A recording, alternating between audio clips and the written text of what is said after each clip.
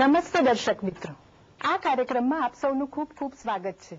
તમાકુનું સેવન કરવાની આદત કેટલી હદે આરોગ્ય માટે નુકસાનકારક છે એ તો આપ સૌ સારી રીતે જાણો જ છો.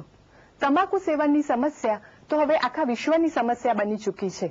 આ સમસ્યા અંગે જનજાગૃતિ લાવવા માટે રાષ્ટ્રીય અને આંતરરાષ્ટ્રીય સ્તરે અનેક પ્રયત્નો ચાલી રહ્યા છે.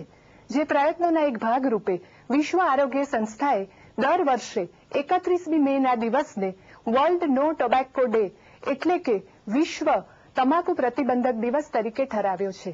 દર્શક મિત્રો, આ તમાકુના સેવનથી થતું નુકસાન અને તે અટકાવવાના ઉપાયો અંગે વૈજ્ઞાનિક માર્ગદર્શન આપવા માટે આજે આપણી સાથે સ્ટુડિયોમાં અમદાવાદના જાણીતા કેન્સર સર્જન ડોક્ટર કિન્નરભાઈ શાહ ઉપસ્થિત છે. તેઓ આંતરરાષ્ટ્રીય સ્તરે તમાકુ અને કેન્સર વિરોધી જે ચળવળ ચાલી રહી છે તેમાં પણ સક્રિયપણે ભાગ લઈ રહ્યા છે.